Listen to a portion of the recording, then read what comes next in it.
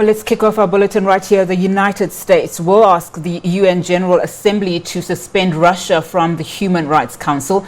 That's a word from the US ambassador to the United Nations after Ukraine accused Russian troops of killing dozens of civilians in the town of Bucha. This amid growing international condemnation of the killings, which Russia claims are staged. Images and videos have emerged of corpses strewn along streets, many with their hands tied behind their backs. Ukraine is calling for an international criminal court investigation to gather evidence of war crimes and crimes against humanity.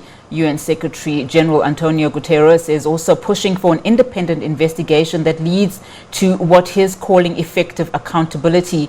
The United Nations Human Rights Office says there have been over 3,400 civilian casualties since the conflict in Ukraine began, including around 1,400 deaths and 2,000 reported injuries. However, it believes the real figures are considerably higher. Earlier, the UN said over 10 million people have now fled their homes due to conflict, with an estimated 6.5 million believed to have been displaced in the war-torn country. All right, now for an update on the Russia-Ukraine conflict, we are now joined by our correspondent, John Bevir, who is in Riga, Latvia. Thank you so much for your time this afternoon, John. Give us a sense of what is the latest situation on the ground currently. At the moment, we've just been hearing how Ukraine continues to accuse Russian troops of killing dozens of civilians, with the latest in the town of Bucha. Russia claims that the images that we've been seeing doing the rounds are staged.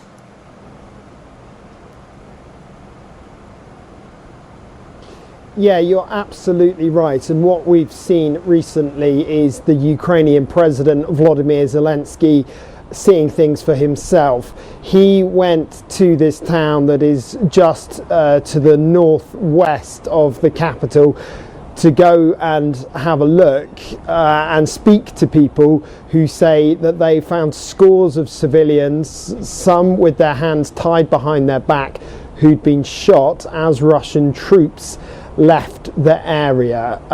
President Zelensky has called it a genocide, others have called it a war crime, and the calls are growing for a full and proper investigation into these alleged atrocities. Of course, carrying out these investigations requires a huge amount of work and speaking to witnesses and gathering information. This is, of course, a war that's now taking place in the digital age. There are people with cameras on their phones who are taking images, who are taking videos, so huge amounts of evidence to look at, and of course none of that is easy whilst the conflict is going on. We might have seen the Russians withdrawing from these areas around the Ukrainian capital, concentrating more of their forces in the south and southeast of the country as they look to consolidate their position there, but certainly no one under any illusion that this is a conflict very much still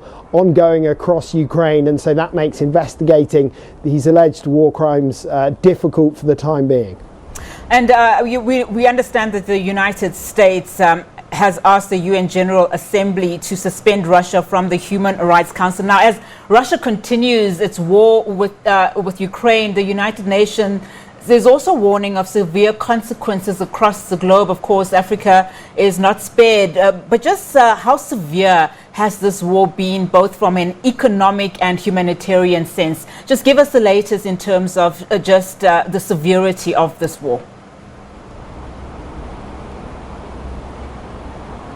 Well, from a humanitarian sense, of course, the immediate impact has been the number of refugees. Millions of people forced to leave their homes, most of them leaving the country, and of course being absorbed by all the countries that border Ukraine and being absorbed into Europe more widely. So that's the immediate impact locally on the ground here in Europe.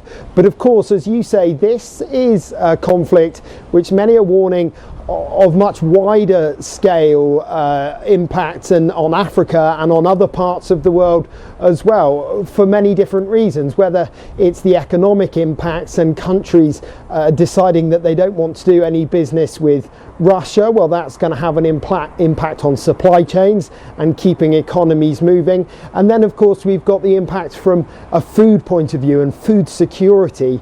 We have these regions which are capable of producing huge amounts of food, much needed food and grain, and that is not going to get to the countries that need it most, countries that might have had deals in place that now aren't being honoured or can't be honoured due to various sanctions.